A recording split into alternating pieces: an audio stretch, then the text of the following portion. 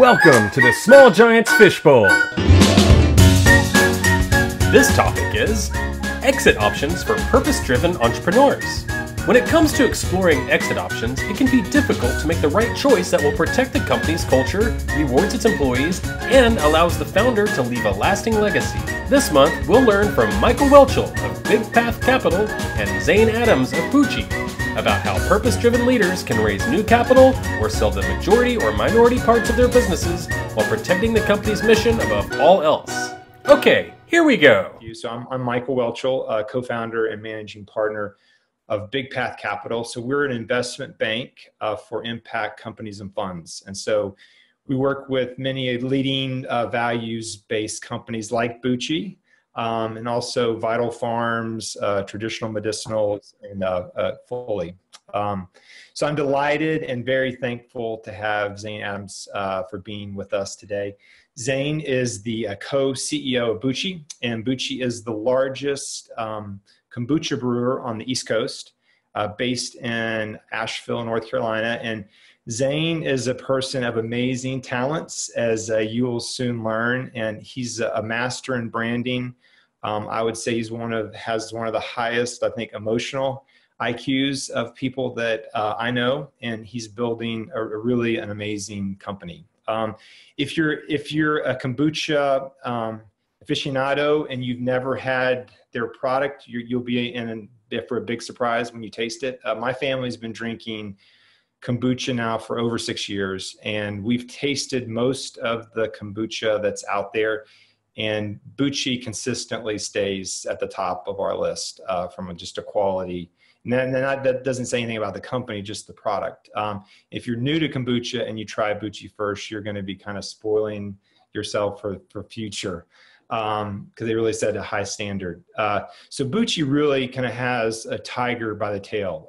They've quadrupled sales just in the past 12 months, and they're in the position to be the largest private label kombucha producer in the country.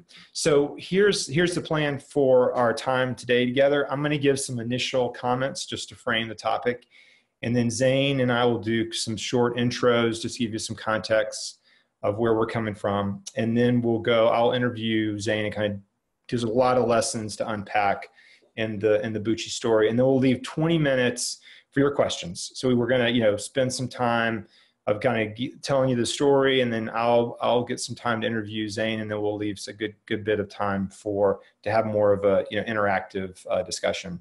So just a bit on Big Path. So we've been around now for 13 years. We've worked with over 170 impact companies and funds. I'd like to give a shout out to my partner, my co-founder and managing partner, Sean Lesser, who's on the line as well. So there's really just 4 pieces to our firm. First piece is we're an investment bank to growth-oriented companies, helping them raise capital and helping owners go through either minority or majority liquidity events. So that's piece 1. Piece 2 is we also work with private equity venture capital funds, helping them raise their capital. And so those would be impact funds like an SJF Ventures or a Builders Fund. We help them go raise their capital. Piece 3 of the company is we run a couple different events, one for impact investors called Impact Capitalism Summit, and then one for impact CEOs called the Mo Summit. And one little shout out I'll give you, if you don't know this Real Leaders 100 publication, it's a ranking of the top 100 companies. That application process expires, or deadline is next week. So if you want to apply for that, you can just Google that and find that. And then last piece of our firm, we just rolled out an online portal for investors. We've got about 300 now that are on. These are more family offices that are interested in kind of impact companies and funds. So this topic that we're talking about today is really very near and dear to my heart, because I feel like purpose has the seat of honor in our companies and mission-driven companies. And purpose is really that gravitational force, gravitational center of the company. And while strategy and marketing and operations and finance are all very necessary elements to a company, it's mission that holds the seat of honor at the corporate table. in our companies. And so what we found is that while, when capital enters the room, that purpose sometimes is relegated to a seat in the back of the room, or in some cases it's asked to leave the room altogether. And so this is strange, because purpose embodies the founder's reason of being. It's not just in the DNA of the company. It really, in most cases, is the DNA. So with purpose being held so central in other parts of the company, why does it get kind of relegated to second class status when we start talking about money? And so we've seen these transitions of when you're bringing in capital for growth, or if you're selling a piece of the company, these transactions can be very vulnerable. And they're inflection points that can have really long-term, both negative and positive effects. And so there are ways to make sure that purpose keeps, its spot at the table, and finding the right capital can really actually help grow a company's impact, not just, negatively affect it. So that's why I'm excited about this session. And that's, why we really love working with mission-driven companies, of helping them kind of make sure that inflection point, that decision point is done right. So we're actually in the process with Buchi right now of raising growth capital. So Zane's in the midst of this process, so we'll get his real-time, fresh perspective. So with that, I'll turn it over to Zane. Thank you, Michael, so much. Sean took my title. I'm a big Michael Whelchel fan. For those of you who don't know Michael and the work that he does, they are an amazing group, and having not only been engaged in this process with him, but over the past 6 or 7 years in developing a relationship, it's a very different thing to actually feel good and really support your investment bank, and bringing them deep into your company for not only counsel, but all of the things that are needed to help you actually present information and make it accessible for those people who really do get on board and are in alignment with mission, to help you fulfill that. And Michael is an amazing guardian angel in that way, and his team is so great. And we're so very fortunate to work with them.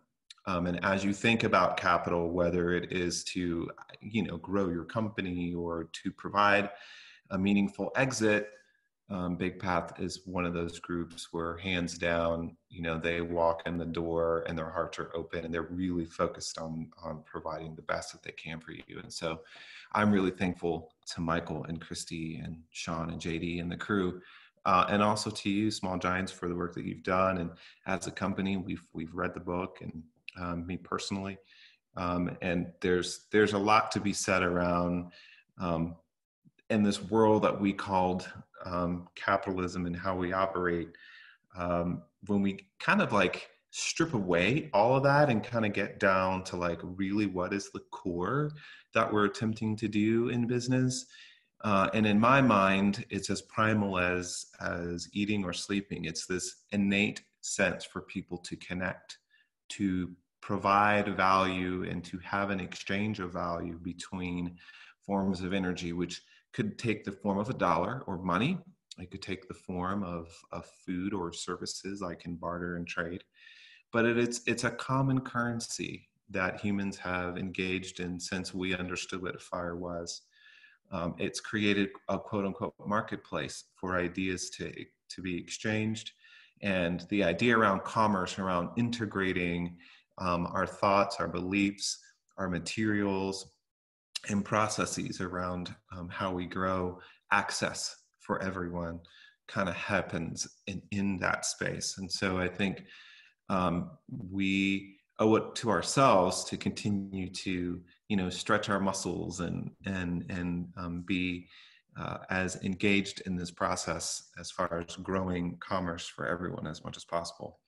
I feel like Buchi, in a lot of ways, when we started a little over 11 years ago, Sarah and Janine, our co-founders, and they met in their kids' homeschool co-op, and they just decided to brew kombucha together.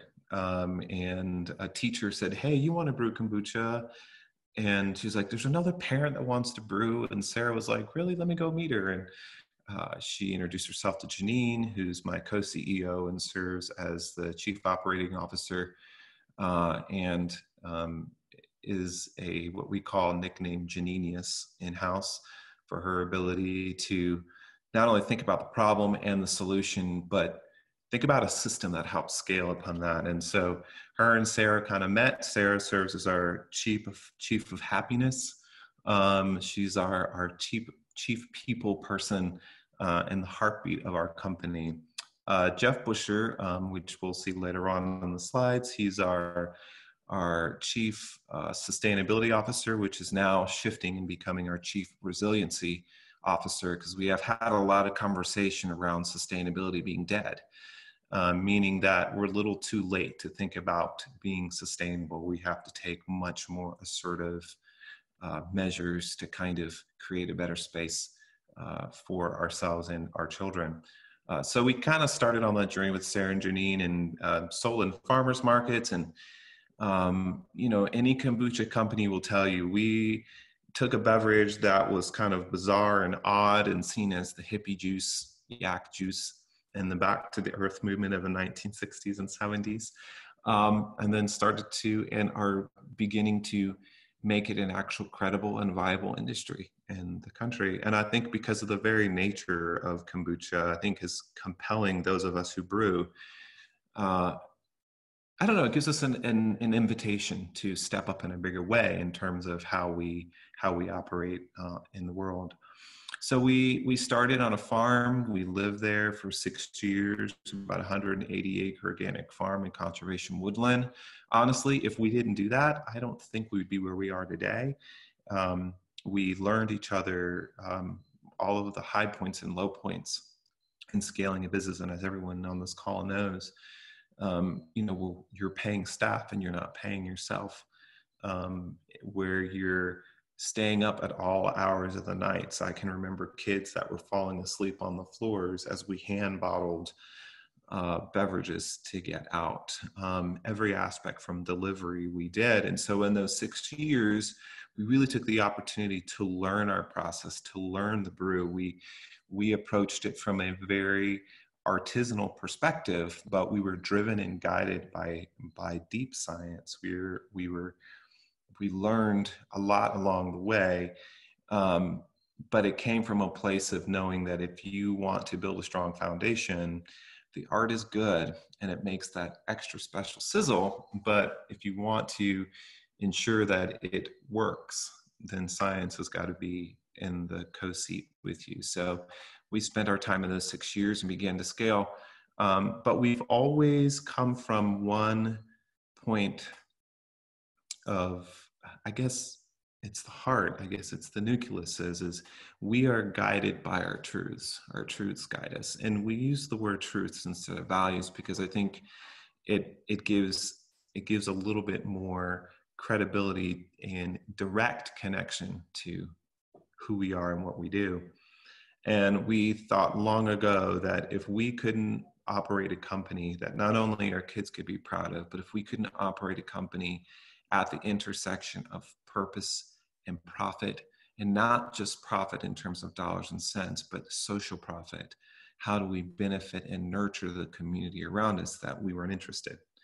And so that has been the guiding philosophy that has allowed us to translate those deep truths into, I think, a vibrant culture that is growing within us. We started with very few employees. We worked our way up to the core, which is our 12, and we got to 19. And then we stumbled our way into 25. And then, we'll be hitting close to 100 employees pretty soon here as we jump into 2020. And it's not so much about the quantity of people. I think it's more about we've been able to add and hire and retain and grow as a big growing place for us in areas where we are still learning a lot. people are hard. We're great, but we're also hard at a lot of times. And being in manufacturing, like how the heck do you have intentional or meaningful manufacturing? It's kind of against what the Industrial Revolution kind of taught us about making everything streamlined and efficient and get it in a bottle and get it out the door.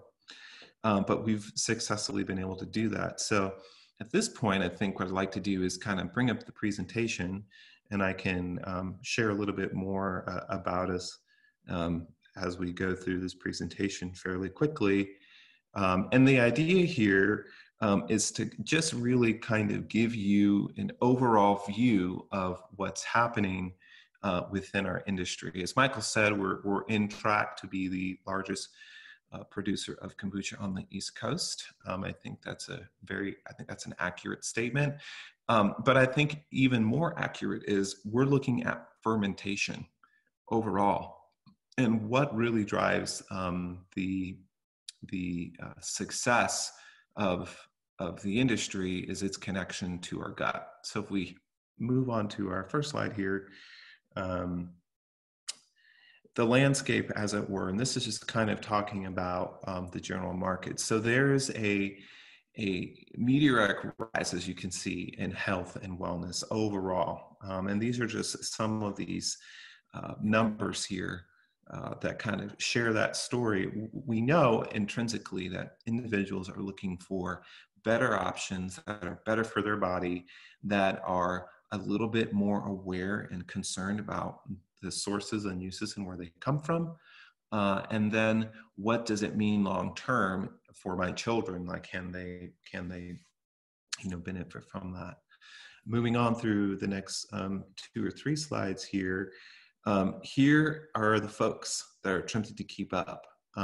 There's our private label boom within that concept. You've got, and some of you have seen those, some of these brands. And you're like, wow, brands have power and everyone's connecting and there's lots of money that gets driven into them from private venture capital. And then there's this other idea, which is kind of in alignment again with our truths. We sat down and said, how do we put the best tasting, most nutrient dense product that we can make? How can we make that affordable and accessible for everyone? And what are the ways, and what do those avenues look like? And so we asked ourselves that question 4 years ago. And with considered a lot of work and a lot of good counsel, we began to look at what kombucha could be like outside of our brand. And so we looked at private label. And here's just a quick little shot of kind of the US private label performance. We're consistently seeing intensive growth in this area. I mean, I would invite you tonight when you get home to look inside your pantries and see what products are privately labeled that you buy. If you buy at Trader Joe's or Aldi or Lidl, some of folks shop at Costco and Sam's Club. These bigger spaces that are selling privately labeled branded items. We are seeing continued growth in this sector all across the areas. And not because people need necessarily to buy a product that's private label yet. But I think it's because they're finding value where there wasn't value before, and they're translating that value instead of a markup on brand. They're able to see things in a much more focused way. So if we I'm just going to zip through these really quickly. The next slide here, from a private label fermented beverages. For those of you who don't know what kombucha is, just stop by any store. You can pick up any one of our fabulous friends, from Hum to Revive to you name it, they're out there. Next slide, we're gonna kind of keep at pace, and I'll just let Rachel kind of guide me here, maybe like 30 seconds in one. Here's the market opportunity right now for kombucha. As you can see, it continues to be in growth. It is a sleeping small giant. Lots of good things coming out of the industry with this code of practice, which will come out, which will help kind of create a better kind of playing field for kombucha overall. If we keep moving through it, we'll see that's the landscape there. There are major investments in kombucha. Just to take away, 250 million of investment dollars are running into the space right now. That is substantial from just this weird hippie yak juice that has now made itself available on as many shelving stores as possible. Moving forward, here's a little bit about us, just in the time. We are mission-driven, healthy guts, happy hearts, and open minds. And we'll talk a little bit more about that in the question and answer. Moving forward there, our history is brief, but we're continuing to see growth. As he said, 4 times the sales. Here's our portfolio of fermented beverages, just to give you a bit of color there. Kombucha, we went to kefir soda, which is a type of ferment. We like to talk about culture in our company, so it's a different type of culture. And then shrub soda, which was the first soda for the United States, kind of coming out. All of our beverages are coming from a deep place around human history. Here's our rebrand. This is a very long process. We were one of the weirdos that created Earth, Air, Fire, and Water. We were raised and grew our company on a farm. We were very much connected to the outside world. The primal instinct of weather sometimes was bright and sunny, and then it was pouring down rain. So we really felt our core was that if we call those raw components in, that we could build on those. And so each of those create an invitation for people to experience what it feels like to be connected to earth, taking your shoes, walking outside. Like, what are you standing on? What supports you? So the rebrand's done really well for us, and we're seeing continued growth in the Southeast and through the East Coast with some really great recent placements like in Wegmans and things like that. Continuing forward, our facility and operations, this picture is even dated now. We've added 3 additional packaging lines to the ones that were listed here. Our capacity continues to grow. Our lab is just doing amazing things around work and research around the culture, and we're happy and proud about that. So you know that folks that are involved in kombucha are continuing to be in the space. Our team, like I said earlier, there's Sarah, Janine, and myself kind of coming together. Jeff Busher, who is Janine's partner in crime and in life, is our chief sustainability officer. Andreas, for those of you who might have known him, he was former CEO with Whitethorn up in Hudson Valley. That was our first deep collaboration and merger between his company, Capital Kombucha, and ours a few years ago. And then Angie, who is now serving as our CFO, rounds out our team. So we've got 3 ladies and 3 guys sitting at the table, which is great. And I think there's a little bit about us. You can go to our website and learn a little bit more about growing home. And then we talk about life being nurtured and imagining what that can be. And that kind of got us to where we are now, to where we've started to embark on this journey of taking in some resources, i.e. money. So that's great. Thank you, Zane. So I'm going to jump in and kind of ask some questions just about the company, and then also this process you've been going through with us around capital raise. So I'll just start with, and you've probably now met with over 30 mission aligned investors. Mm-hmm. Yep. So everything from family offices to growth equity groups. So what kind of are some high level takeaways from that experience to date? And what were some things that you thought had expectations that were different from that? And what kind of new things did you learn, in that process? Well, I think overall you just learn a lot. There's just an amazing amount of information that gets presented to you. I think a few high-level takeaways, and I always like to start with the sweet. There's always a sting. Is that for the first time in having a conversation, when we talk about mission alignment, when we talk about our pricing model, which has a sustainability premium, which allows us to then reallocate those resources into creating resilient sourcing opportunities, as well as our work around food sovereignty and climate change. When we mentioned that, they weren't just like, they're just like, oh, that's interesting. Okay, tell us a little bit more. And that was really great. I think one of the other high level takeaways is that we've always worked as a group together where we jump in and we provide a lot of information and kind of collaborate. Our decision-making process is different. We learn best when we learn together.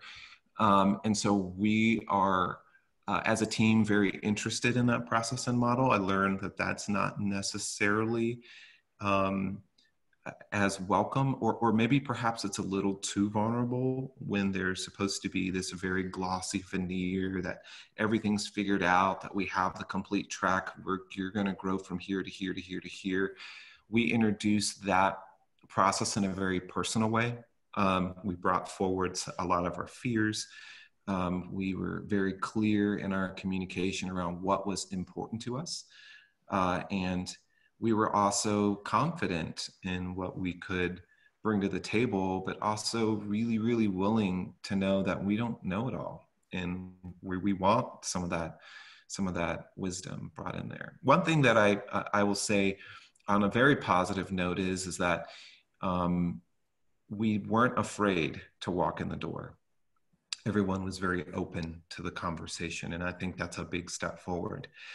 The sting in it is I think that purpose did take a backseat. I think it was something that some folks wanted to say to make them feel good, that they have put together really tight, intensive deals where they're making 3, 4, 5, 6, 7x their return for basically just having money. And that, in my mind, as we look at what's broken in our system, I think that there are some fundamental pieces around how we approach access to capital and how we actually nourish a community that truly does have an extra stakeholder at the table. We are profit, purpose, planet, and people. And so there's 4 things that are out there, and those stakeholders are all important. Not just added value, which sometimes got put into that container. So it was difficult at times to talk about, hey, this is why we have this pricing. This is why we're not doing this steep, intensive growth here. This is why we're doing a smart growth pattern, because we want to make sure we're being sustainable. We want to make sure that we are doing the right things. And that sometimes wasn't appreciated as much as I thought it would be.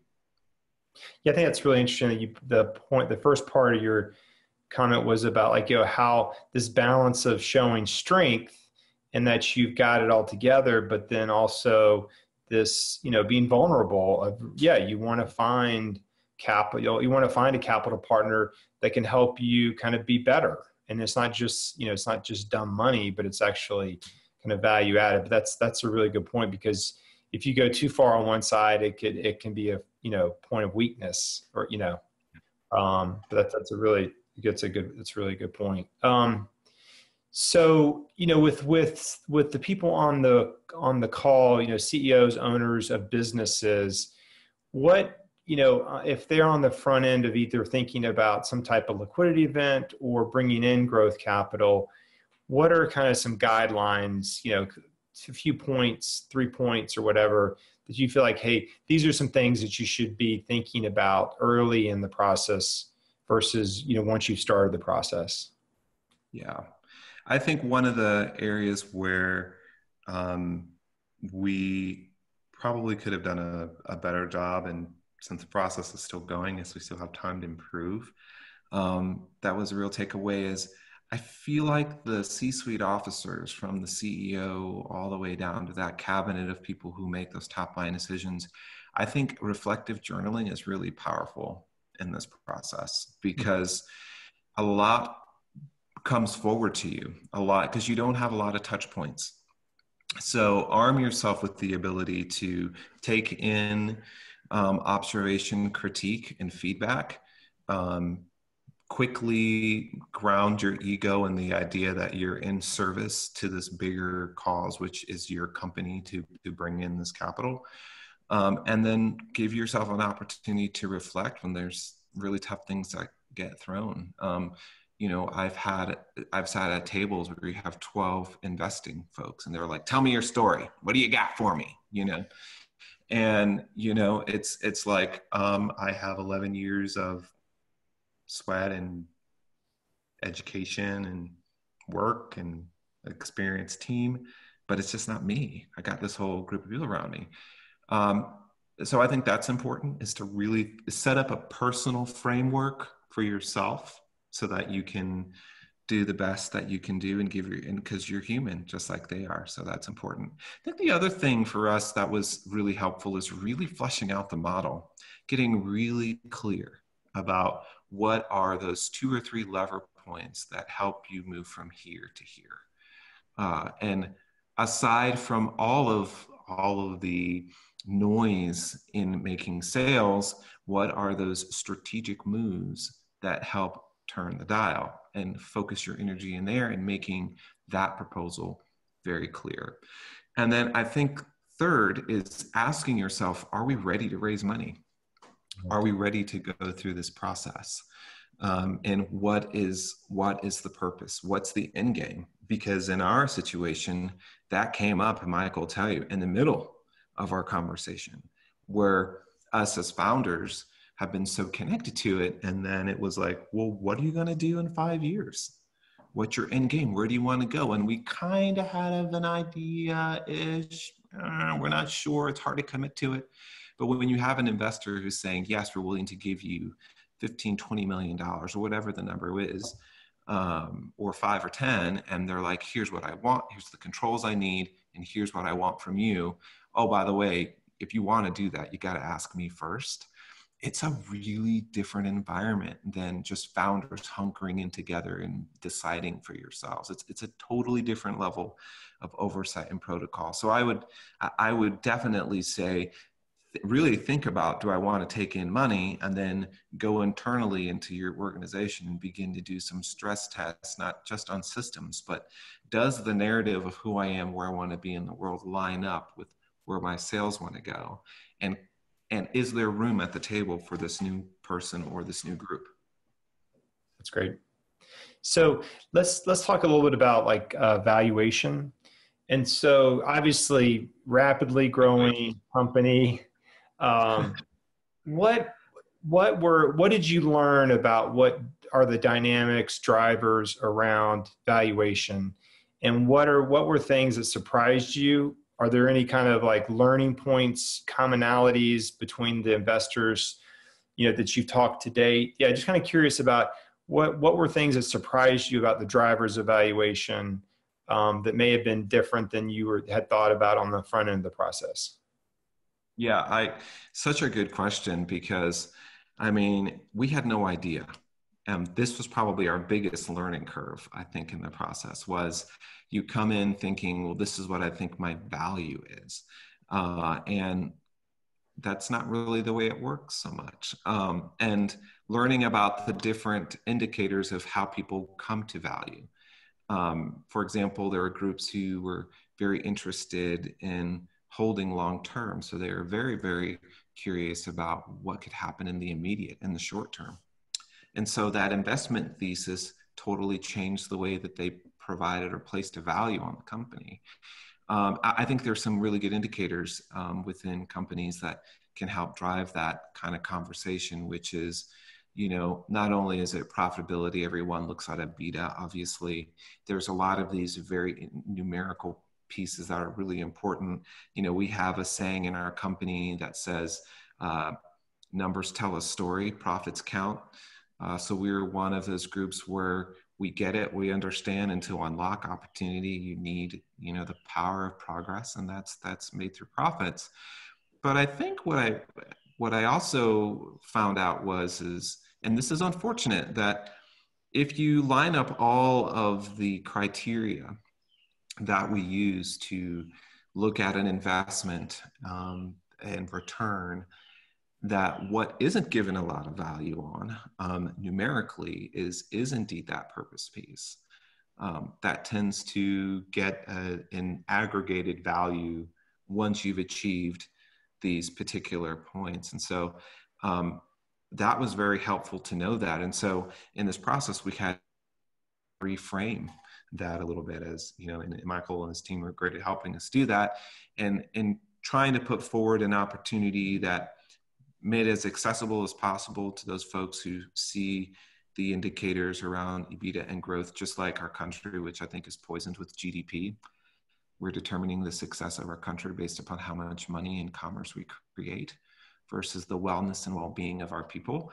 I think that there's a perversion there. And so I think that's trickled into impact investing from not a healthy way, but knowing what that is up front helps you navigate it better. Mm-hmm. And so we were able to figure out, you know, what returns were necessary to show and the pathway to get there, so that those economic pieces came in. We learned that valuation doesn't mean a whole lot other than as well as you can make your case.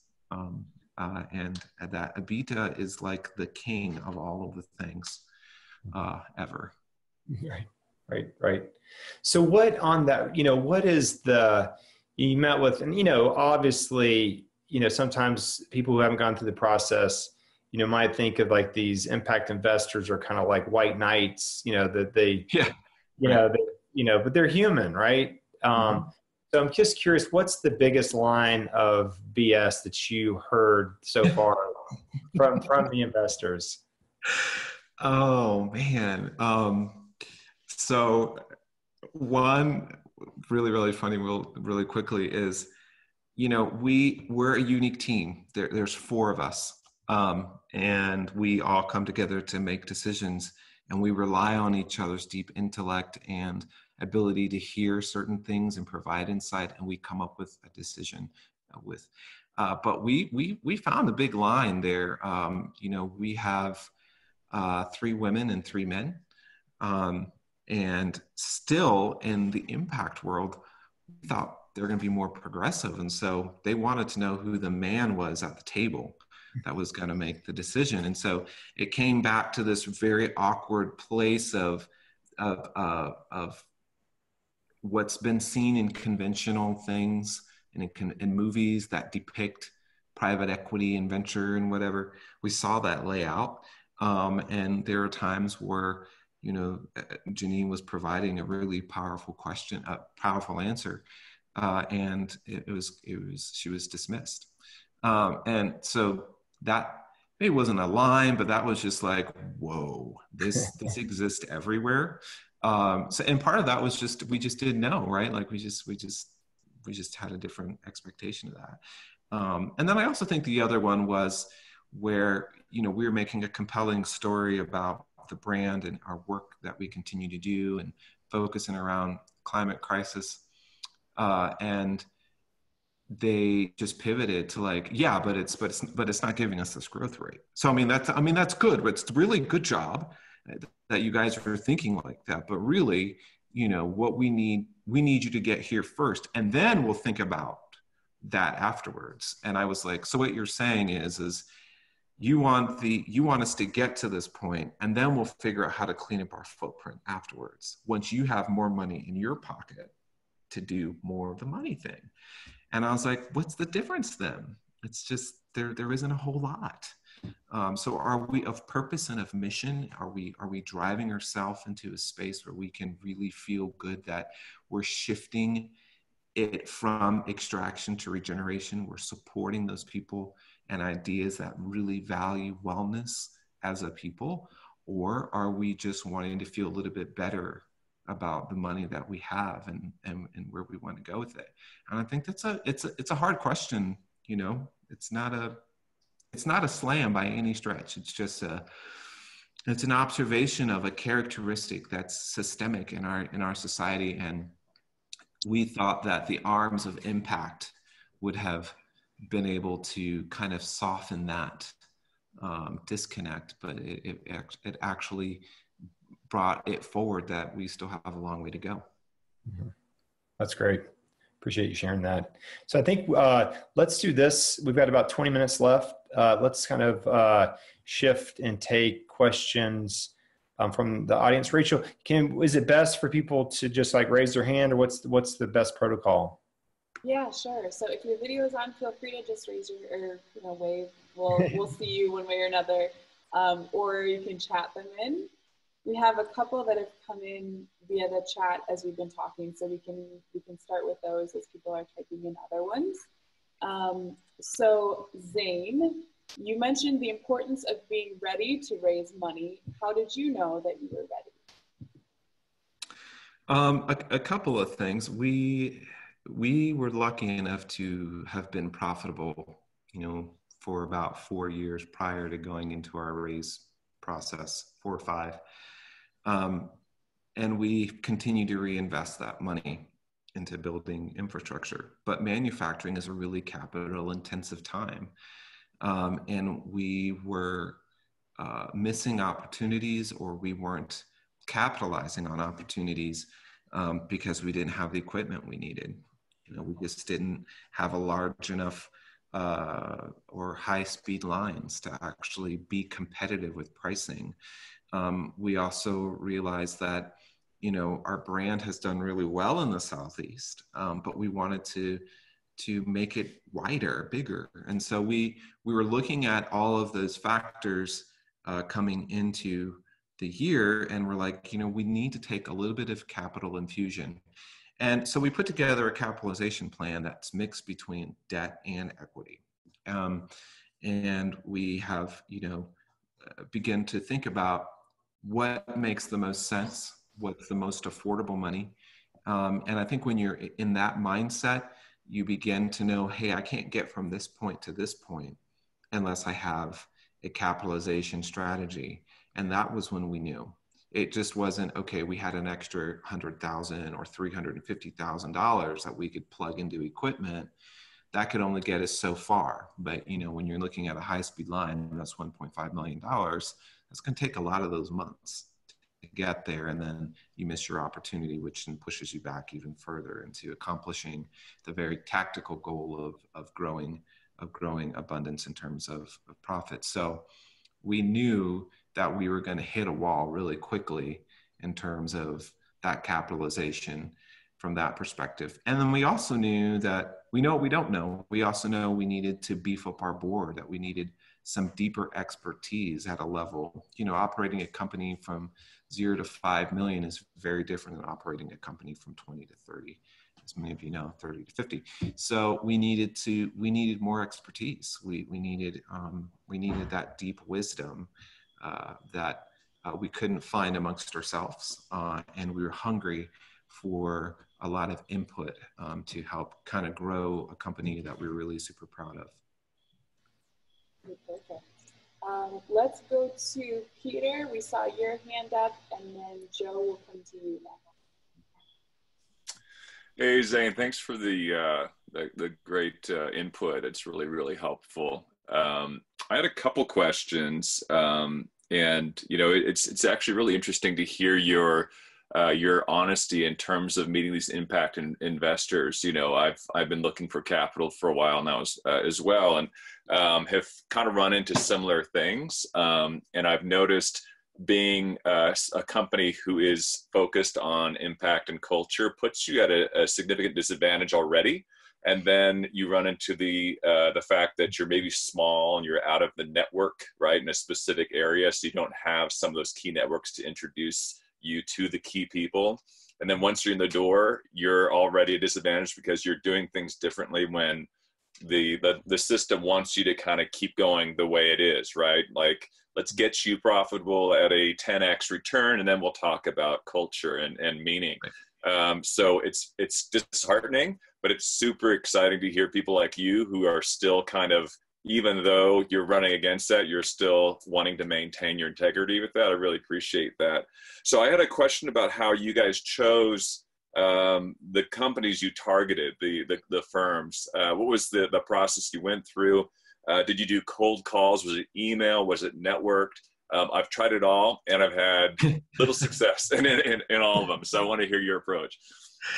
Well, I can candidly share that we were very, very lucky to have opted to work with Big Path. So a combination of things led to the meetings that we had in a face-to-face kind of capacity. One, we knew we couldn't do it by ourselves, so Big Path was willing. They're in alignment with what we and who we are, and so they offered to do it. In fact, the level and raise of money is small for the big pieces that Michael gets. But being one of his first in North Carolina was important. There's a few things that we did tactically, I think, that were that stand out.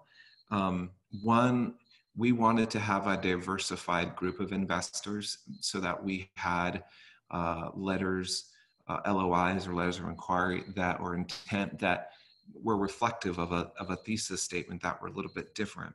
So, for example, we talked to family funds, which typically are going to have a longer hold period. We talked to funds that were geared towards more initiatives, let's say, around the environment or around sustainability, but were essentially coming from a pretty standard kind of private equity setup that were looking for an exit in, let's say, 5 years. We talked to groups that have the ability to engage in debt as well as equity, and then kind of how they worked as well as fundless sponsors. So groups that didn't necessarily have an immediate network of individuals that already had their cash in one place, but they could kind of find opportunities within their wealth network that would be interested in being a part of investing. So we kind of sat down together and really thought about, we wanted a good mix of who they were, because family funds are looking for something totally different than a typical private equity fund would. They just have different ways. You know, if they have $7 to $12 billion and they're leaving it for their grandkids, they're not necessarily looking for you to do a steep climb and then exit in 3 years. They want to be with you along the way. And then some of them wanted you to exit in 3 years so they could take that money and do something else. So Michael helped provide a lot of that filter for us. We're really lucky in that regard. There were some folks where we would meet them and he would give me a call and I would say, they're hell no, we can't even, there's just no point. And then there's some people where we're like, oh my gosh, we love them so much. And Michael's like, calm down. So it's good to have a coach in that way to kind of help the emotive process through. And when we hit into stumbling points and learning opportunities, he was like, okay, you guys have to reflect on really where you want to be right now.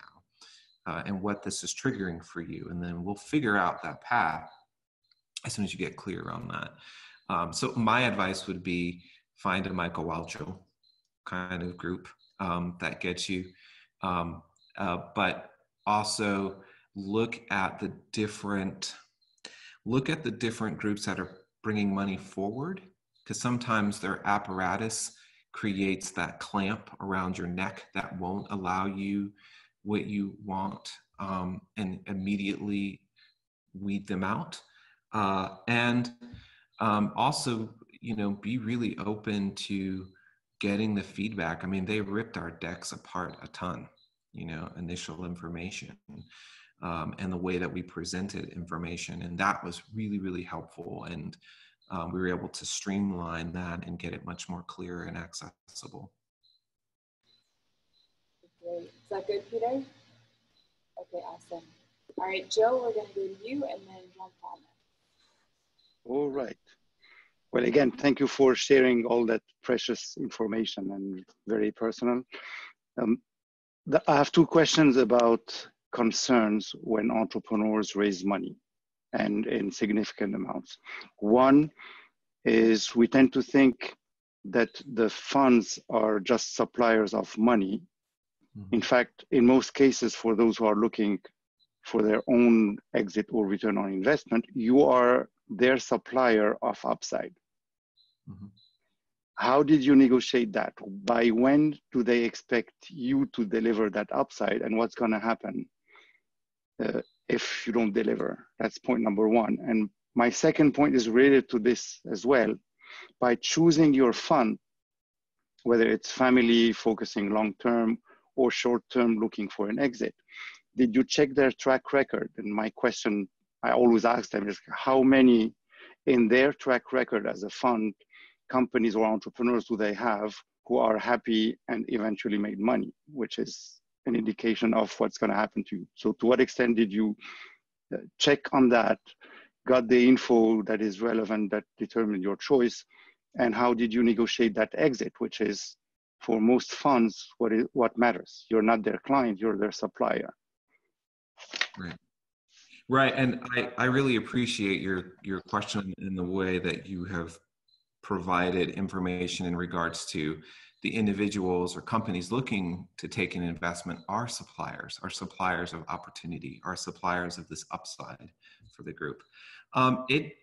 Honestly, it's an intensive conversation to have. I think at the core for us, what has been a guiding principle is, if you can see the opportunity in the market, if you feel that the team providing you information, providing you the opportunity as the company, providing the group opportunity is real, and it actually is in alignment with like their value set and where they want to go, and we kind of get on the same page around that, then the negotiation tends to not be as intensive.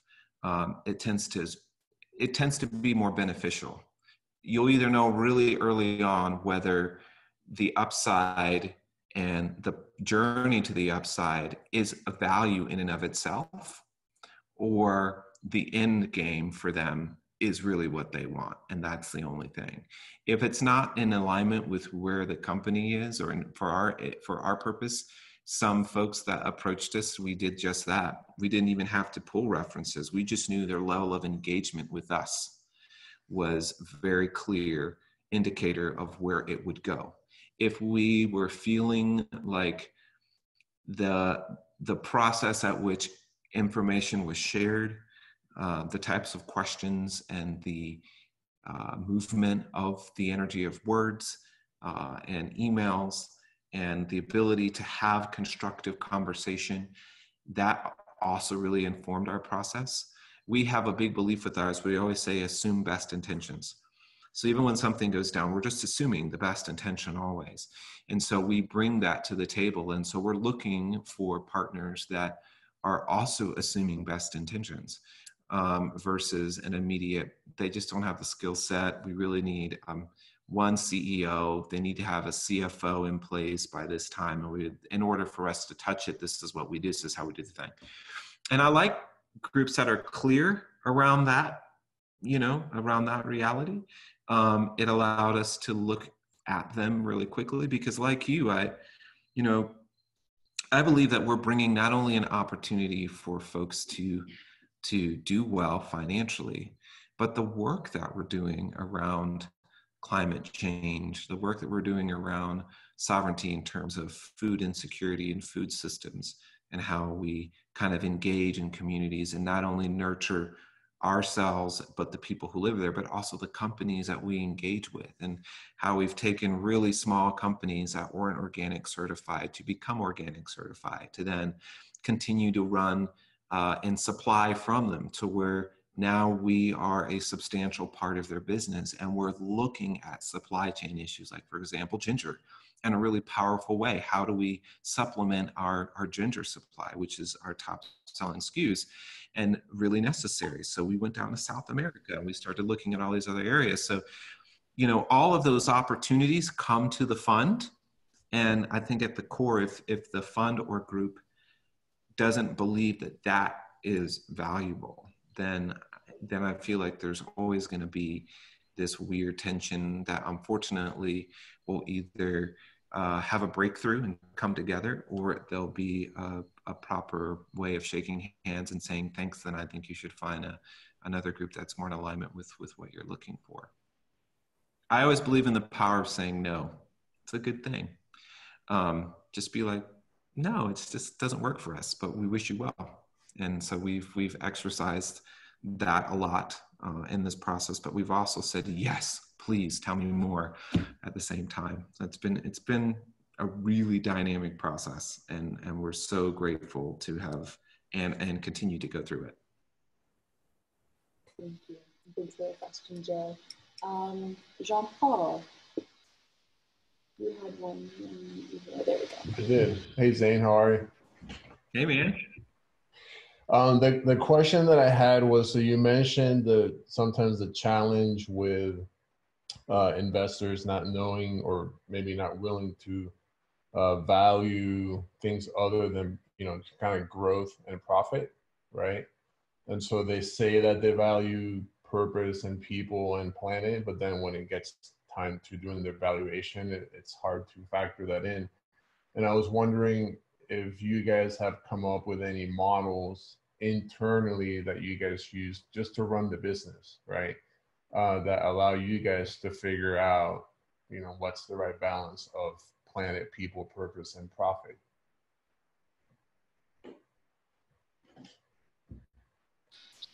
Looks like Zane Maybe either that or he's really he really wants to give us a cliffhanger. We may have lost connection. We may have lost him. Michael, do you have thoughts on that one you want to jump in with? I don't, not on that question, but there was a prior question that I think that was just going to mention something on, it was the question of, but actually it came through, Timothy pinged me on it and asking, how do you know if an investor is a good fit? And it kind of gets back to Joe's comment too. I think for us, some of it is we we being Big Path have worked with the investors before. So we have a track record. And so we know them really well. There's Zane. I'll take John Paul's question was good. Did you hear it? Oh, you're on mute. Hey, Zane, I think you're on mute. There I am. There you go. Oh, you're back on mute again. I think someone. Now you're back. There we go. There you go. Okay. I didn't there was part of it I heard, and then being in the mountains in this great place, sometimes that happens. So that second part of the question, Jean Paul, or yeah, I mean the second part of the question was basically whether you guys have been able to come up with any operating models for the business itself that allow you guys to measure the impact of planet, people, and purpose to be able to compare it to the profit, which tends to be somewhat simpler. Yeah, that's a great question. In fact, it's really informing our process right now. We have always, attempted to, be really active in the community, and from a feel-good space, that's nice. But how do you quantify that? So there's three areas. One is technology. So we're in the process right now of building an ERP system and connecting that ERP system to a carbon dashboard. And then, using that carbon dashboard as a means of understanding where I travel, how I travel, all the people who travel, like what does that mean? The cars we drive, how products get to us, what it takes for the footprint to make it, and then getting it through distribution. So having that carbon dashboard as an actual tactical tool built into the ERP system as a connection point is one area where we begin to really qualify and quantify what it means to, not ship a truck that's half full, but ship a truck that's full. How do we originate supply line that's closer to us? What does that mean? So that's one way. The second way is in our model, we actually have a sustainability premium that's built in. And this is really around taking and allowing our end customer and folks that are on the shelf that buy us, in addition to retailers or groups that we work with, a way to participate, which says pricing that or costing that you're receiving is reflective of a quadruple bottom line kind of ideal. And so you're going to pay a little bit more than, let's say, somebody else, my competitor, but you know, you're going to be able to utilize that meaningful place where you're actually not just talking about it, but participating in it. And then I think the third spot would be, it's really connected to kind of people and how long they stay with us and their engagement throughout the process. And we're starting to pull together metrics internally, which is all around staff engagement, staff retention, ways that people can participate with our strategic partners through the impact work, and what that means in terms of their life and their meaning and their purpose, and providing that data backwards. So it's a living area that we're in right now, and like, how do we grab the numbers to continue to tell the story to where purpose is you know, supported with really heavy data and metrics. And from trying to become a carbon neutral facility to thinking about how we feed our people for our family style once a month gatherings is a pretty big deal for us. So we're working on it, but those are some of the areas where we put most of our attention so far. Cool, thank you. Okay, well that's it for this one.